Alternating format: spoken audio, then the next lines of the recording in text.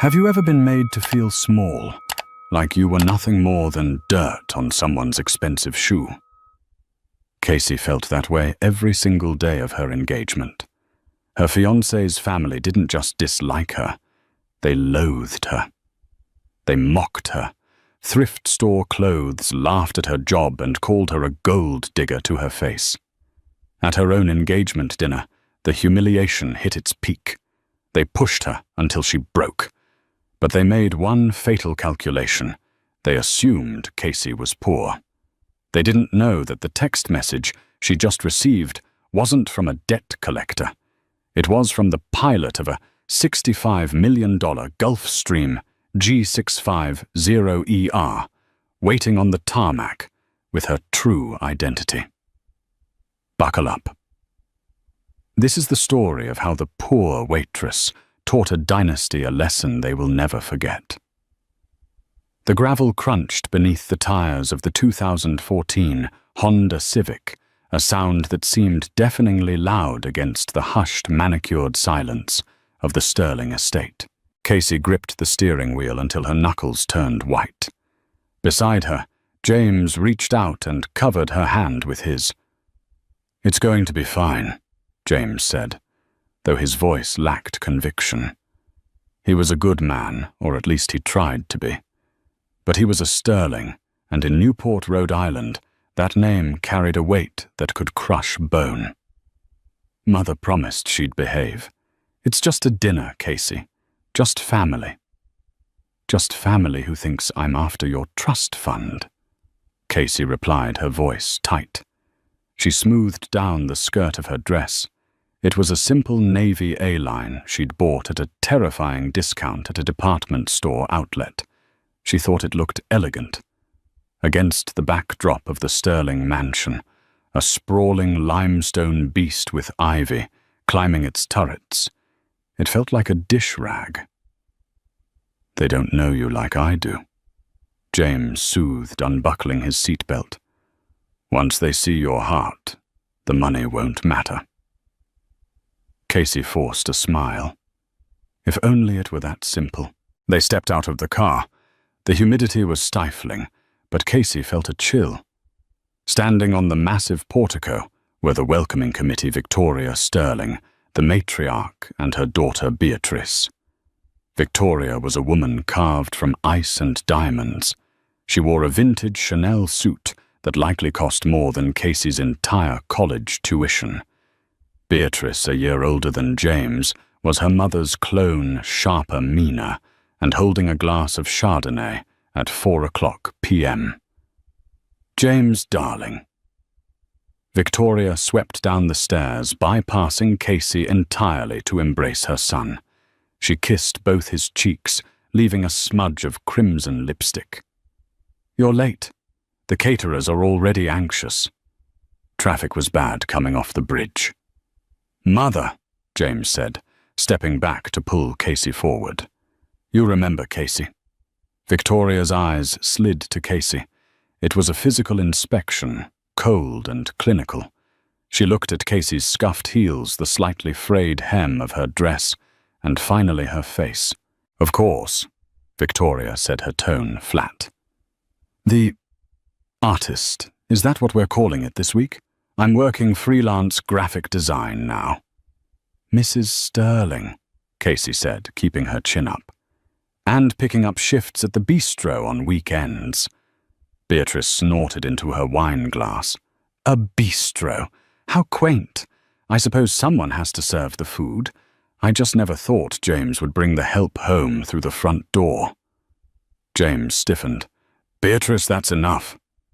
"It's fine, James," Casey said quietly, though her stomach churned. "Let's just go inside." The interior of the house was a museum of old money. Oil paintings of ancestors who looked constipated lined the halls. The air smelled of beeswax and judgment. As they walked toward the drawing room, Casey felt the familiar weight of her secret pressing against her chest. She wasn't just Casey the waitress. She was Casey Whitmore, the only heir to the Whitmore logistics empire, a global shipping conglomerate that made the sterling family fortune look like pocket change. She had walked away from it all 3 years ago, tired of fake friends and fortune hunters. She wanted to be loved for herself, not her father's private island.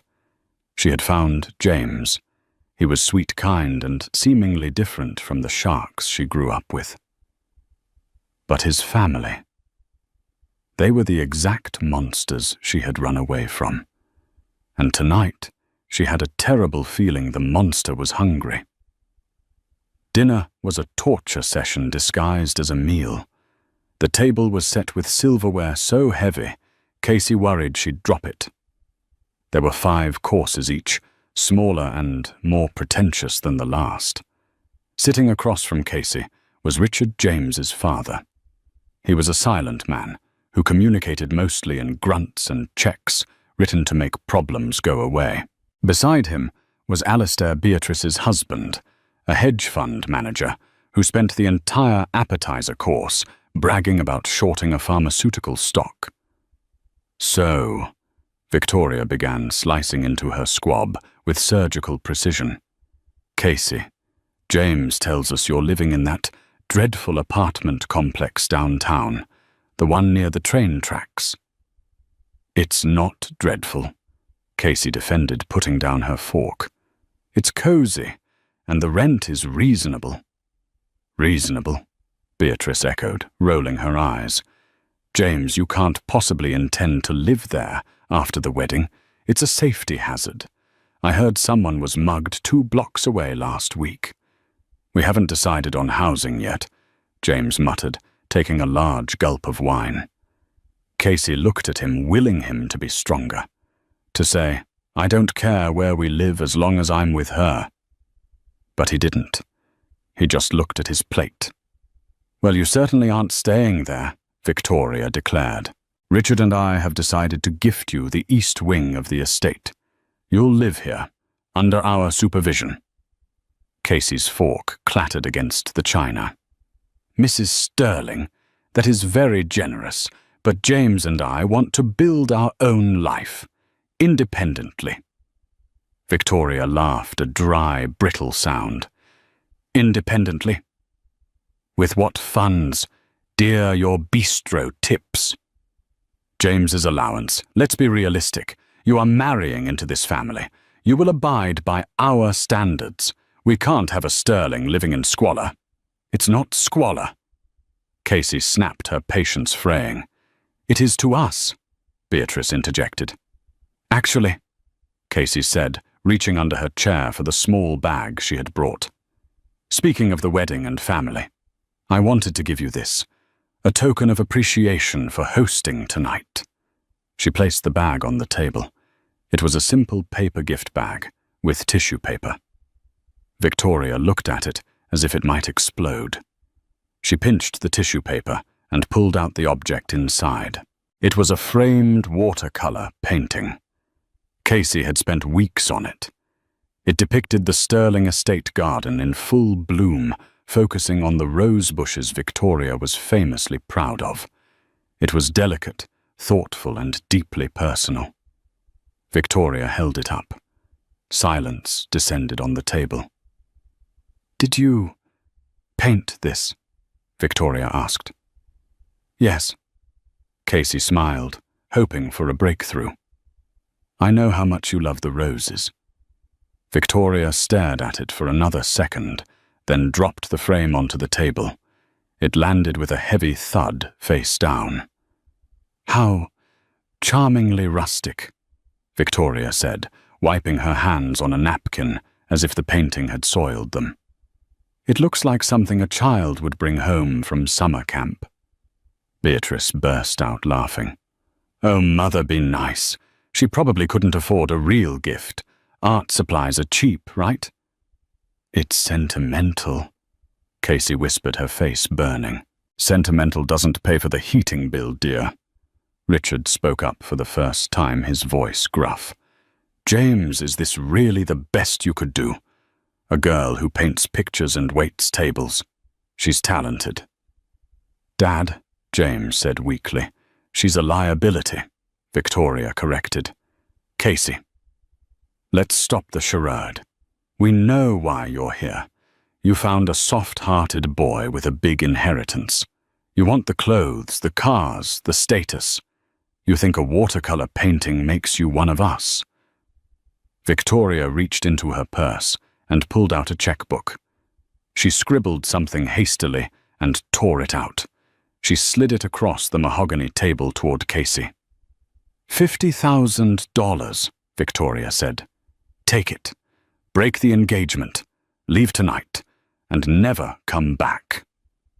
Casey looked at the check. The zeros stared back at her. You think you can buy me? Casey asked, her voice trembling not with sadness, but with a rising volcanic anger. Everyone has a price. Beatrice sneered. Yours is probably a lot lower than 50 grand, but Mother is feeling generous. Casey looked at James. Are you going to let them talk to me like this? James looked pained. Casey, please. Mom put the check away. Casey, just maybe apologize for the painting. Tell them you'll try harder to fit in. The air left the room. Apologize for the painting. Casey stood up. The chair scraped loudly against the floor. No, she said. Her voice was suddenly steady. The trembling stopped. The waitress was gone. The heiress was waking up. Sit down. You're making a scene, Victoria hissed. I'm done sitting down, Casey said. She picked up the check. $50,000. That's what you think I'm worth. It's more money than you'll see in a lifetime. Beatrice laughed. Casey ripped the check in half, then in quarters. She let the pieces flutter down into her half-eaten soup. I don't want your money, Victoria. I don't want your estate. And sadly, she looked at James, her eyes full of pity. I don't think I want a husband who can't stand up to his own mother. Casey, don't do this, James pleaded, standing up. You're just emotional. I am emotional, James. I'm disappointed. Suddenly, a low, rhythmic vibration buzzed against the table. Casey's phone, face down, next to her water glass, lit up. The screen displayed a name, Captain Halloway, Flight Ops. Casey ignored it. Who's calling you? Beatrice asked, peering at the phone. Debt collector. The phone rang again. Persistent. Casey picked it up. She didn't tap decline. She swiped answer and put it on speaker. This isn't a good time, Casey said into the phone, her eyes locked on Victoria. A crisp British voice filled the silent dining room. The quality of the audio was crystal clear. Miss Whitmore, my apologies for the interruption, the pilot said. But we have a window issue at Teterboro. The flight director wants to know if you'd prefer we bring the Global 7500 to Newport State Airport instead. It's closer to your current location. We can have the car on the tarmac in 20 minutes. The room went dead silent. Victoria froze. Whitmore. Did he say? Whitmore. Newport is fine, Captain, Casey said calmly. And have the ground team ready. I'll be leaving immediately. Copy that, Miss Whitmore. The Global is fueled and catering has been stocked with the 08 Dom Perignon you requested. We are wheels up as soon as you arrive. Casey hung up. She looked around the table. The smirk had vanished from Beatrice's face. Richard was squinting at her, as if trying to solve a complex math problem. Whitmore, Richard muttered. Wait, you aren't related to Jonathan Whitmore. He's my father, Casey said, picking up her clutch. Though I suppose you know him better as the man who acquired your shipping division last quarter. Richard's face drained of color. He went pale grey. The Sterling family shipping business had indeed been bought out recently, a hostile takeover by Whitmore Logistics that had saved the Sterlings from bankruptcy, though they had kept that quiet.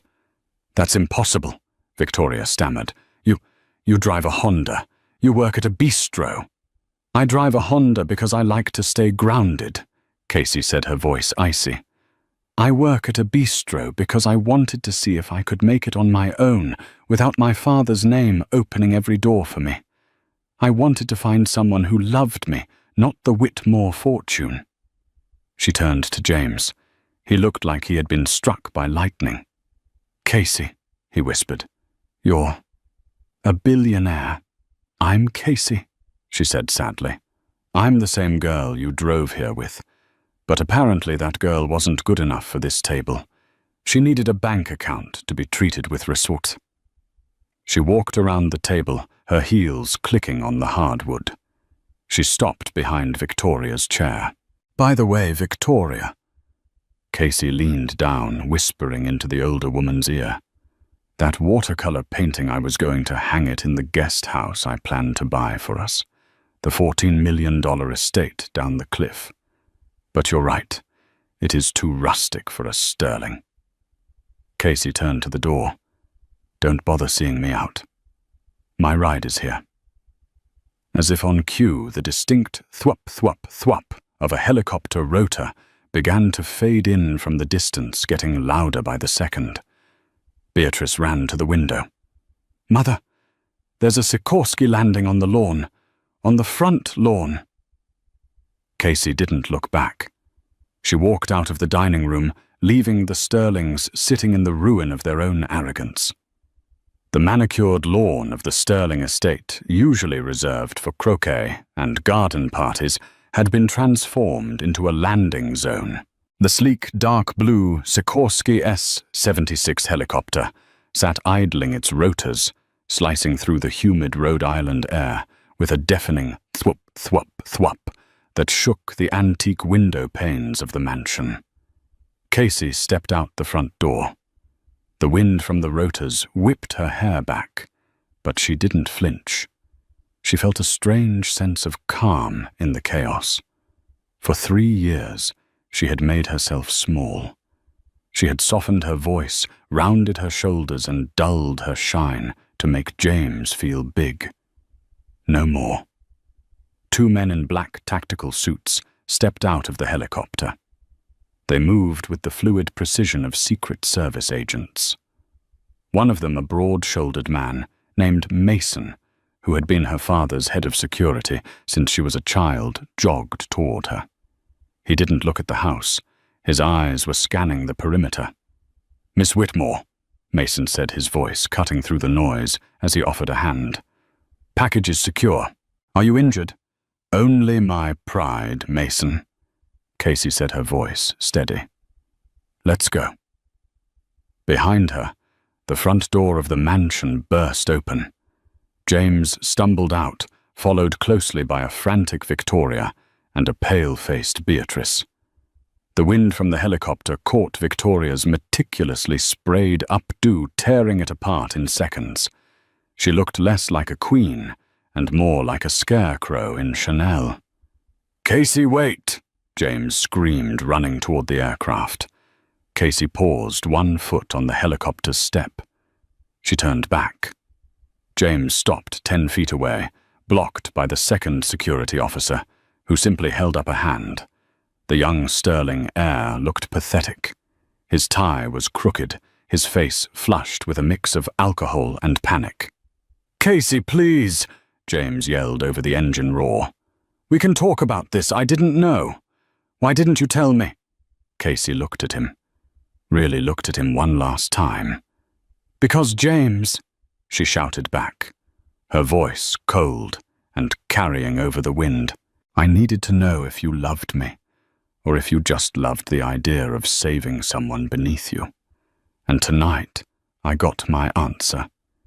You didn't defend me when I was a waitress. You don't deserve me, now that I'm a Whitmore. I love you, James cried, tears streaming down his face. I do. No, Casey said, stepping up into the cabin. You love your inheritance, and you just lost the best asset you ever had. She pulled the door shut. The lock engaged with a heavy final thud. Inside the cabin, the noise was dampened to a hum. The interior was lined with cream leather and mahogany.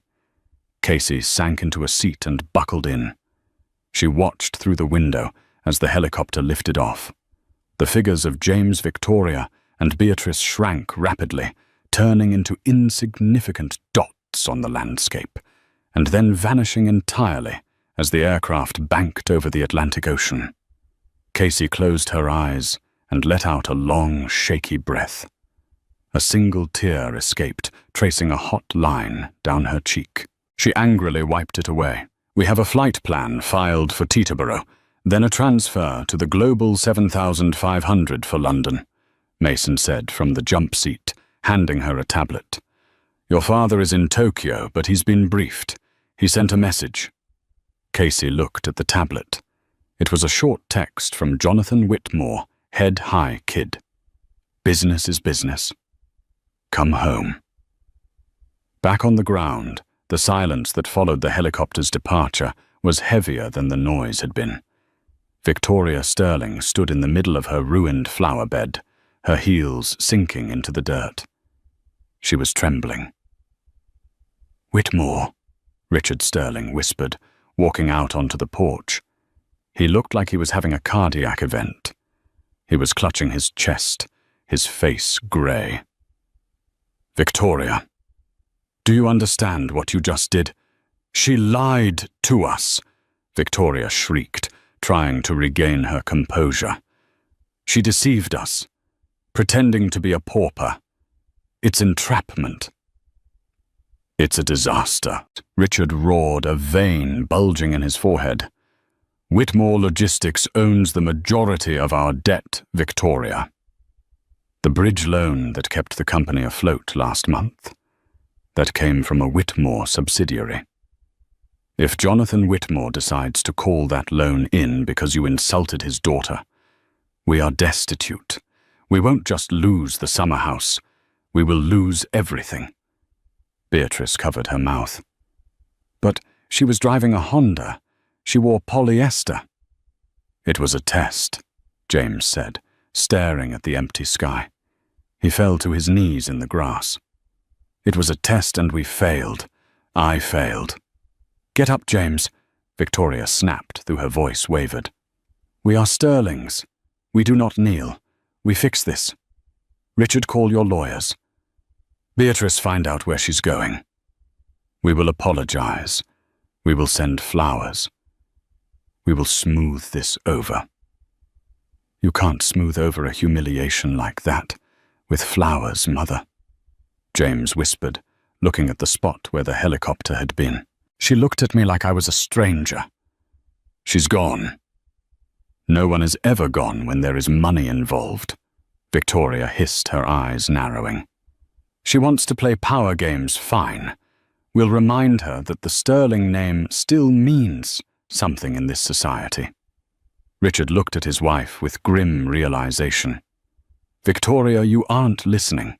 The Sterling name is just a logo on a sinking ship, and Casey Whitmore just took the lifeboats."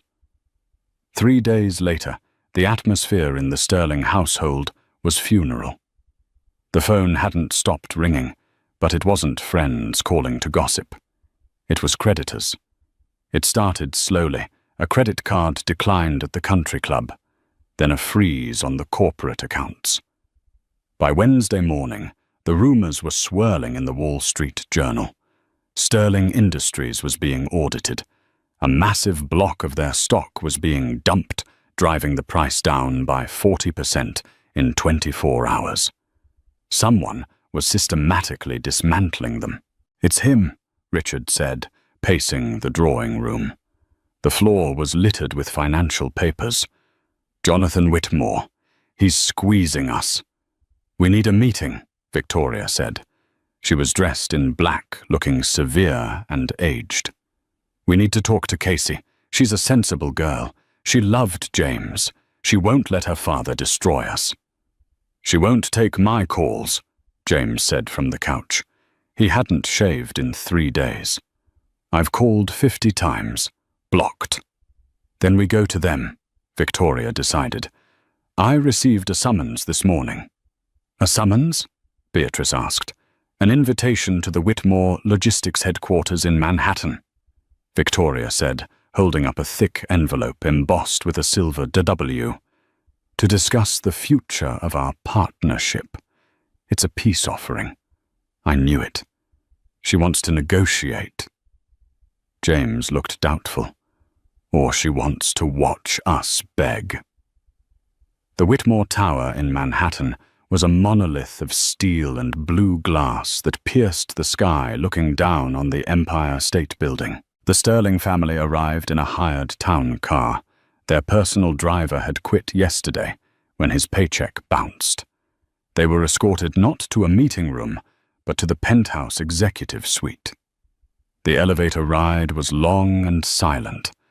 When the doors opened, they were met by a wall of windows offering a panoramic view of the city. The room was vast, cold, and intimidating. A long conference table made of black obsidian sat in the center.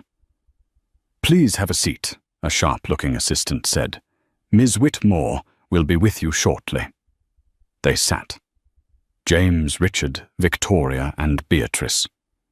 They waited for 20 minutes. It was a calculated power move, and it worked. Victoria fidgeted. Richard sweated. Finally, the double doors at the far end of the room opened. Casey walked in. She was unrecognizable from the girl in the navy outlet dress. She wore a tailored white suit that screamed bespoke Italian tailoring. Her hair was sleek, sharp, and professional. She didn't walk. She glided. But the biggest change was her eyes. The warmth was gone. In its place was the hard, polished steel of a CEO. She wasn't alone. Flanking her were 4 lawyers and her father, Jonathan Whitmore. Jonathan was a giant of a man with silver hair and a reputation for eating competitors for breakfast. Casey took the seat at the head of the table. She didn't smile. She didn't say hello. She placed a single file folder on the obsidian surface. "Ms. Whitmore," Victoria began, putting on her best socialite smile. "Casey, darling, it's so good to see you. We've been so worried. That exit the other night was so dramatic. We wanted to clear the air." Casey looked at Victoria for a long, uncomfortable silence. "This is a business meeting, Mrs. Sterling," Casey said coolly. "Please address me as Ms. Whitmore or Chairwoman." Victoria's smile faltered. "Chairwoman? But your father—" "My father is retiring next year," Casey said, gesturing to Jonathan, who sat back with a proud smirk. "I have assumed operational control of the North American division as of yesterday. My first order of business was reviewing our distressed assets. That brings us to Sterling Industries." Richard leaned forward, his hands shaking. "Casey, Ms. Whitmore, we know there are some liquidity issues, but our fundamentals are strong. We just need an extension on the bridge loan. Just a few months." "I've reviewed your fundamentals, Richard," Casey said, opening the folder.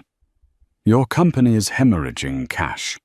You're over-leveraged in real estate, and your management costs, specifically family salaries, and expenses are exorbitant." She pulled out a sheet of paper. "Victoria, you billed the company $200,000 last year for consulting fees." Casey raised an eyebrow. "And Beatrice $150,000 for lifestyle branding." Beatrice shrank in her chair. I do PR." "You post photos of your lunch on Instagram," Casey corrected. "That's not PR. That's theft." "Now see here." Victoria stood up, her face flushing red. "You cannot speak to us like this. We are family, or we were almost family. You are doing this out of spite because I didn't like your painting."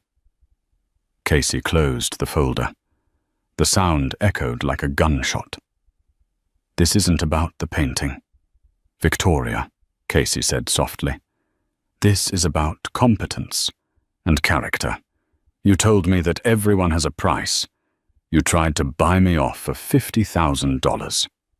Casey signaled to one of the lawyers, who slid a document across the table to Richard. That document is a notice of default, Casey explained. We are calling in the loan, in full, immediately. We can't pay that, Richard gasped. It's $40 million. We don't have the cash. I know, Casey said, which is why we are exercising the collateral clause. Whitmore Logistics is seizing your assets to satisfy the debt. What assets? James asked, his voice trembling. Casey looked him in the eye. The shipping fleet, the warehouses, and the Newport estate. The room went dead silent. You can't take the house, Victoria whispered, holding the table for support. It's been in the Sterling family for 4 generations. It's our home. It's a house, Casey corrected. And frankly, it's too expensive to maintain. We plan to liquidate it. I believe a developer is interested in tearing it down to build condos. They'll be very reasonable units. Perhaps the kind of place where people like me, the help, can afford to live. You're a monster, Beatrice sobbed. I'm a businesswoman, Casey said, standing up. You mocked my poverty, not realizing that my poverty was a choice. My wealth is a weapon, and you gave me every reason to pull the trigger. Casey, please, James begged, standing up and reaching across the table. Don't do this. I love you. We can start over. I'll leave them. I'll come with you. Casey paused. For a second, her mask slipped. She looked at James with a profound sadness. You had your chance to leave them, James, she said quietly. You sat at that table and watched them tear me apart. You didn't stand up. You just drank your wine. She turned to her father. I'm done here. Excellent work, chairwoman, Jonathan said, standing up and buttoning his jacket. You have 24 hours to vacate the Newport property, Casey said over her shoulder as she walked toward the door. I'd suggest packing. I hear the rental market is terrible this time of year. Casey walked out of the room, leaving the Sterlings in the glass tower, surrounded by the sky with absolutely nothing beneath their feet. The fall of the House of Sterling didn't happen with a bang.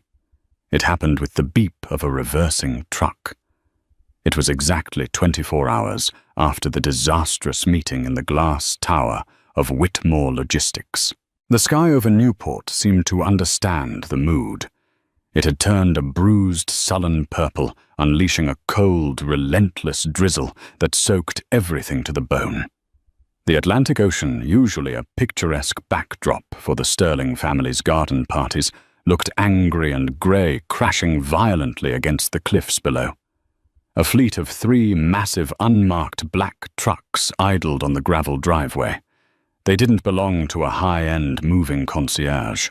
They belonged to a forensic asset liquidation firm, the kind of company hired to strip a carcass clean. Beatrice Sterling was making a spectacle of herself near the fountain. She was wrestling physically, wrestling with a burly man in a rain poncho over a set of Louis Vuitton steamer trunks. You cannot take these, she shrieked, her voice cracking with hysteria. Rain plastered her hair to her forehead, ruining a blowout that had cost $300. These are personal effects. My initials are monogrammed on the side, B.S. Beatrice Sterling. The man didn't even look at her. He checked a barcode on his clipboard. Everything purchased with company funds is classified as company property, ma'am, he said, his voice bored and monotonous. The audit shows these trunks were expensed as client retention gifts in fiscal year 2021. You kept them. That makes them embezzled assets. They go on the truck. He yanked the handle from her grip. Beatrice slipped in the wet gravel, scraping her knee, but no one moved to help her. The staff, the gardeners, the maids, the chef had all left hours ago, their final paychecks having cleared only thanks to a mercy clause Casey had inserted in the takeover deal. Victoria Sterling sat in the back of a car parked near the gate. It wasn't the Bentley. The Bentley had been repossessed at dawn. It was a rented Ford Taurus Grey and nondescript, smelling faintly of stale cigarette smoke and pine air freshener. Victoria stared straight ahead, her face a mask of porcelain shock. She refused to look at the house. She refused to watch the movers carrying out the 18th century grandfather clock that had ticked in the hallway for 60 years. She refused to watch them roll up the Persian rugs. She was catatonic, her mind unable to process a reality where she wasn't the Queen of Newport. Victoria, roll up the window. Richard muttered from the driver's seat. He looked 10 years older than he had yesterday. His hands, usually steady on the wheel of a yacht, were trembling as he gripped the steering wheel of the Ford. The neighbors are watching. And they were. The eviction of the Sterlings had become the spectator sport of the season. Black Range Rovers and silver Porsches drove by, slowly prowling like sharks, sensing blood in the water. These were people the Sterlings had dined with for decades, people they had hosted for galas. But they didn't stop to offer help. They didn't roll down their windows to offer a guest room or a comforting word. They slowed down just enough to see the tragedy, their faces pressed against the tinted glass, whispering into their phones. In their world, poverty was a contagious disease, and the Sterlings were now patient zero. James was the last to leave the house. He walked out the front door, the heavy oak slamming shut behind him, with a sound that felt like a gavel striking a block. The house was empty now, hollow. Without the furniture, without the art, without the noise of their pretension, it was just a pile of cold limestone. He carried a single cardboard box. It contained a few changes of clothes, his toothbrush, and a photo of him and Casey from when they first started dating, before he had brought her home, before he had let his family destroy her. He walked down the stone steps, the rain soaking through his shirt. As he reached the bottom step, something caught his eye near the rose bushes, Victoria's prized award-winning roses now drooping and battered by the storm. Something was buried in the mud. James walked over his dress shoes, sinking into the wet earth. He crouched down. It was the frame, the cheap, simple frame Casey had brought to dinner. He pulled it out of the muck. The glass was cracked, a spiderweb of fractures running across the surface. The rain had seeped inside. The watercolor painting, which had been a delicate, vibrant depiction of the garden in bloom, was ruined. The colors had bled together, the pinks of the roses merging with the greens of the ivy into a weeping gray mess. It looked exactly how James felt. He wiped the mud off the glass with his sleeve, smearing the dirt, but clearing a small patch so he could see the signature in the corner. S. Whitmore. James. "Get in the car," Victoria snapped from the sedan. Her voice was shrill, desperate to flee the scene of her execution. "We have to get to the motel before dark. I won't be seen checking into a motel in daylight." "The motel?" James repeated the word, tasting like ash in his mouth. He tucked the broken painting under his arm, shielding it from the rain with his body, and got into the cramped back seat of the Ford. As they drove away, the iron gates swung shut behind them, locked by a security guard who used to salute James every morning. Today, the guard simply turned his back and lit a cigarette. 2 weeks later, the reality of their new life had settled in like a heavy fog. They were living in a 2-bedroom apartment in a run-down complex on the outskirts of Providence, ironically only a few miles from the dreadful apartment complex Casey used to live in. But this place was worse. The walls were paper-thin, vibrating with the bass of the neighbor's stereo. The hallway smelled of boiled cabbage and mildew. The heating vents rattled like dying engines. The silence between the family members was suffocating. Richard spent his days staring at the television, watching financial news, muttering about market manipulation. Victoria lay in bed with the curtains drawn, claiming she had a migraine, refusing to look at the cheap laminate flooring.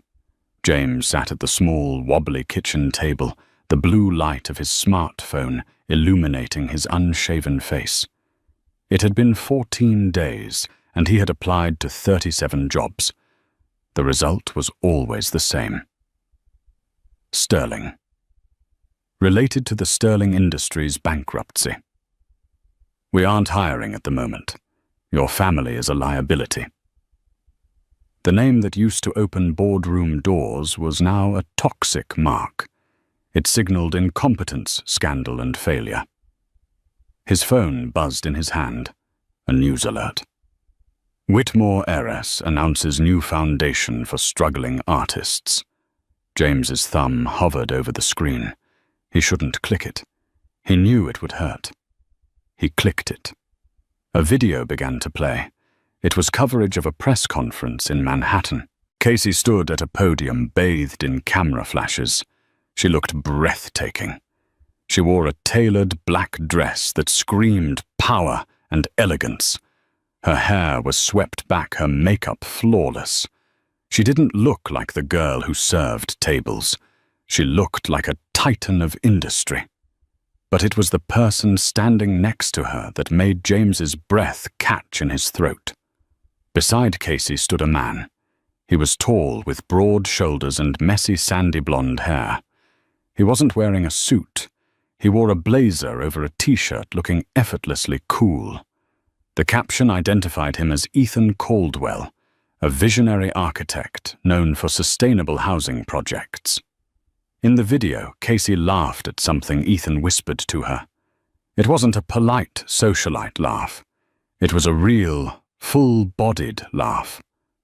Ethan looked at her with a mixture of respect and adoration that James realized with a sickening jolt he had never shown her. "She looks rich," Beatrice said. James jumped. Beatrice was standing behind him, peering over his shoulder. She was wearing stained sweatpants, her hair unwashed and tied in a messy knot. She looked hollowed out. "She looks happy." James corrected his voice, quiet. "Do you think—" Beatrice hesitated, chewing on a fingernail. "Do you think if we called her, if we explained how bad it is, Mom needs her medication and we're behind on the rent for this dump, maybe she'd send us something, just a few thousand. It's pocket change to her now." James stared at the phone screen at Casey's radiant smile. He felt a hot, bubbling anger rise in his chest, not at Casey, but at the pathetic creature his sister had become. At the pathetic creatures they all were. He slammed the phone down on the table. The plastic cracked. "Is that all you think about?" James shouted, standing up. The chair scraped loudly against the cheap linoleum. "Money. We lost her because we treated her like garbage. Beatrice, we treated her like she was nothing because her bank account was empty. And now you want to beg her for cash. Asking for money now would just prove every single thing she said about us was right." "We are garbage, James," Beatrice screamed back, tears streaming down her face. "Look at us. Look at this place. We have nothing. We are nobodies." James looked at his sister. He looked at the closed door of his mother's room. He looked at the broken painting, leaning against the wall near the trash can, where he had placed it to dry. "No," James said. He grabbed his coat from the back of the chair. "I'm not a nobody. and I'm done waiting for a handout." "Where are you going?" Beatrice cried. "I'm going to get a job," James said, buttoning his coat. "A real one. I don't care if it's scrubbing floors or pouring concrete. I'm going to work until my hands bleed if I have to. But I am done being a Sterling." He walked out the door into the smelly hallway, leaving the ruins of his family behind, to finally start building something real. 6 months later. The transformation was complete, not just of the building, but of the woman standing at its center. It was a crisp, biting November evening in New York City. The wind whipped off the East River, rattling the frosted panes of the old industrial district in Dumbo, Brooklyn. But inside the Whitmore Collective, the air was warm, scented with fresh lilies, expensive perfume, and the faint electric buzz of success. Casey had bought the dilapidated warehouse 3 months prior. It had been a shell of rust and broken glass, much like her heart the night she left Newport.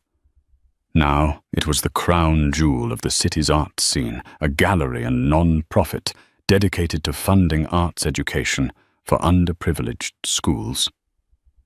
Tonight was the opening gala. The space was cavernous, with soaring ceilings and exposed brick walls that had been sandblasted to a warm terracotta. The lighting was low and amber, designed to make the art pop and the guests look beautiful. And the guests were beautiful. This wasn't the stuffy, judgmental crowd of the Sterling estate, where lineage mattered more than character. This room was filled with innovators, tech moguls, avant-garde sculptors, and philanthropists who actually cared about the causes they signed checks for. Casey stood near a massive abstract oil painting, holding a flute of sparkling water. She wore a gown of deep, shimmering emerald silk that draped over her frame like liquid gem. It was tailored to perfection, bold and unapologetic. The girl who had once tried to shrink herself to fit into a Honda Civic was gone. In her place was Casey Whitmore, chairwoman, patron, and a woman who finally knew her own dimensions. "You have a look on your face," a deep, warm voice rumbled beside her. Casey turned her smile, widening instinctively. Standing there was Ethan Caldwell. He was wearing a tuxedo, but he wore it with the casual ease of a man who didn't need clothes to define his status. Ethan was a renowned architect, the genius behind the city's new sustainable housing initiative, and the man who had helped Casey redesign this very building. "What kind of look?" Casey asked, tilting her head. "The look of someone who is trying to figure out if the catering staff brought enough of those crab cakes," Ethan teased, offering her a small plate. "I grabbed you two. I know you haven't eaten since the board meeting at 8 a.m. Casey took the plate, grateful. "You know me too well, Ethan." "I'm learning," he said softly. His eyes lingered on her face, not with possession, but with admiration. He didn't look at her like an asset to be managed. He looked at her like she was the sun, and he was just happy to be in the orbit. "You did this, Casey. All of this. It's incredible." "We did this," she corrected gently, touching his arm. "I couldn't have done the structural renovations without you." "I just drew the lines," Ethan shrugged. "You provided the soul." A sudden commotion at the front entrance broke the moment. The heavy glass doors, usually guarded by the velvet rope, were being blocked. The hum of conversation in the room didn't stop.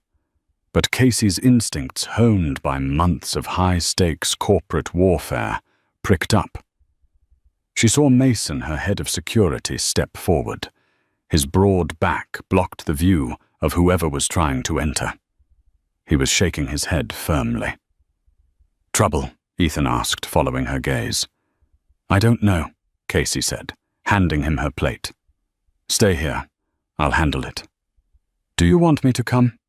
"No," Casey said, smoothing her dress. I think I need to do this alone. She walked across the polished concrete floor. The click of her heels was rhythmic, confident. As she approached the entrance, Mason turned. "Miss Whitmore."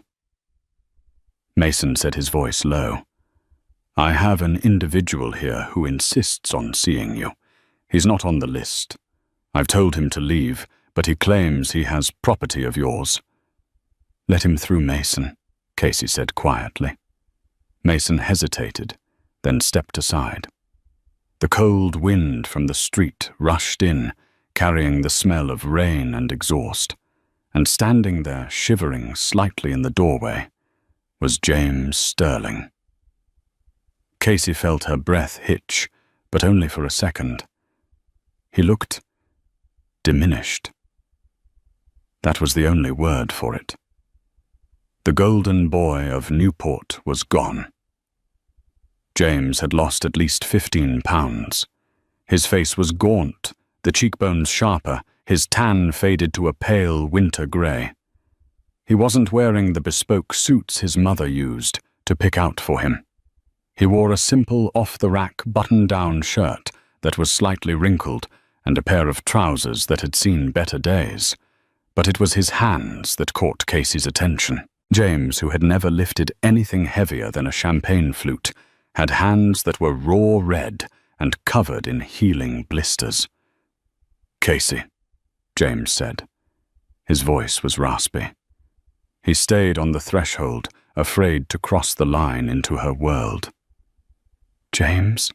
she replied. Her voice was steady. She searched inside herself for the anger she had felt 6 months ago, the burning rage of the dinner table. It wasn't there. It had burned itself out, leaving only a cool, distant pity. "What are you doing here?" "I saw the article," James said, fumbling with the strap of a canvas bag on his shoulder. "About the opening. I knew I couldn't get a ticket. But I had to come." "If you're here for money, James..." Casey started, her tone hardening slightly. "No," James interjected quickly, holding up his hands. "No. God, no. I'm not here for that, I swear." He took a deep breath, his eyes darting around the opulent room, seeing the success she had built without him. The shame on his face was palpable. "I'm working," he said almost proudly. "Construction, up in Yonkers.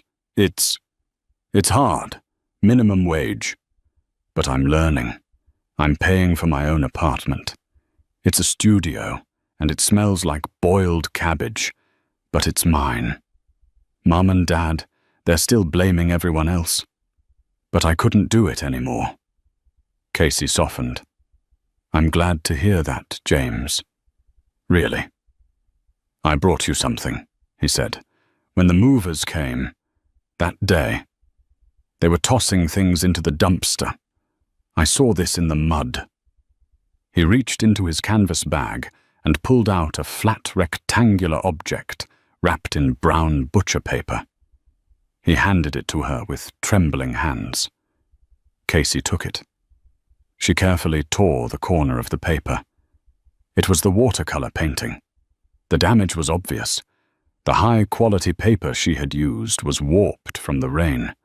The colors of the rose garden had bled together, the pinks and greens, merging into a bruised purple.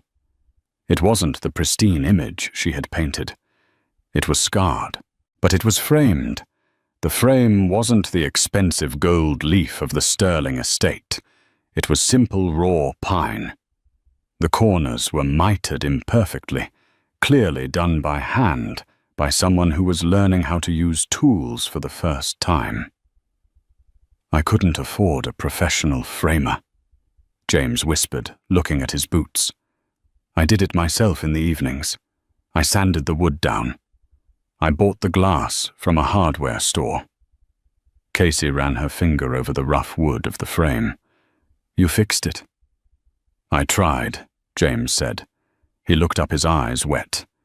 "It was the only real thing in that house, Casey. Everything else was fake.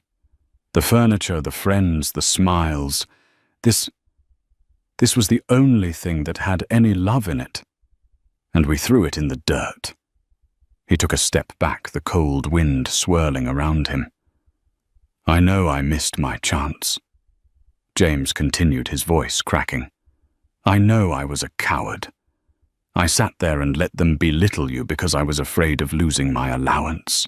I lost the only thing that actually mattered.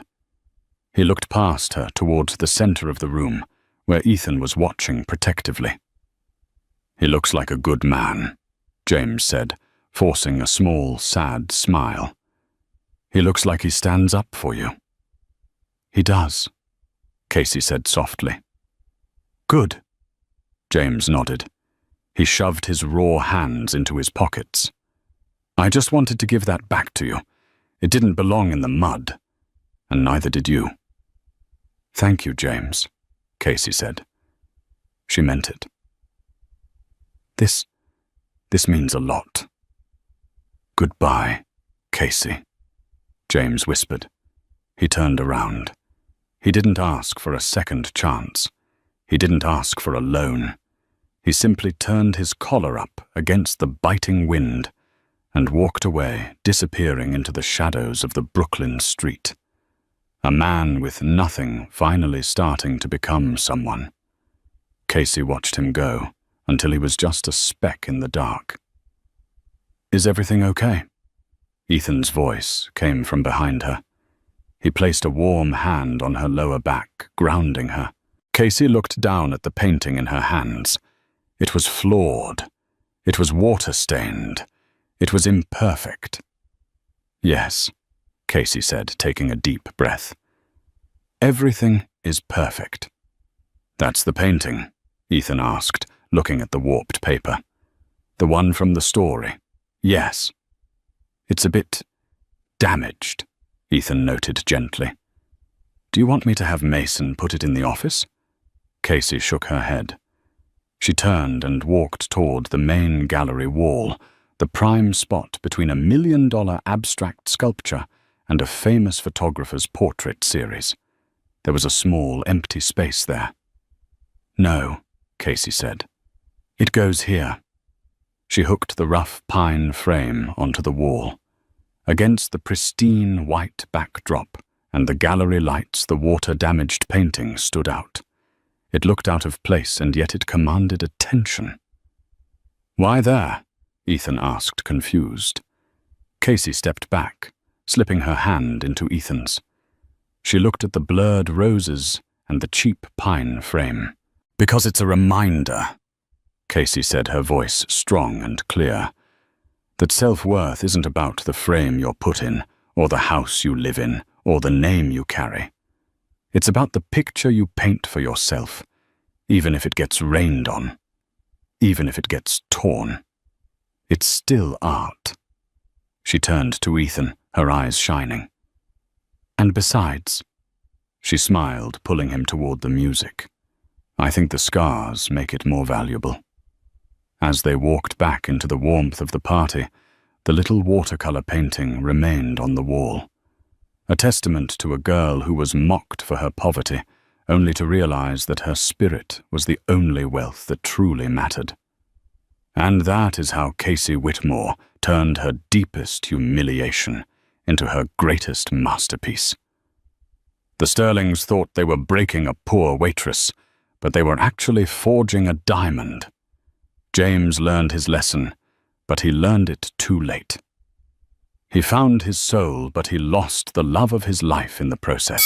It brings us to a hard, undeniable truth. People will often show you exactly who they are when they think you have nothing to offer them. Believe them the first time. The Sterlings loved the status, not the woman. And when the status was stripped away, only the truth remained. So here is my question for you. Have you ever had someone treat you poorly, only to change their tune the moment they realized you had something that they wanted? Or have you ever had to walk away from someone you loved because they couldn't respect you? How did you handle it? Tell me your story in the comments below. I read every single one, and your story might just inspire the next video. If you enjoyed this saga of justice, heartbreak, and redemption, please smash that like button. It really helps the channel grow and tells YouTube you want more stories like this.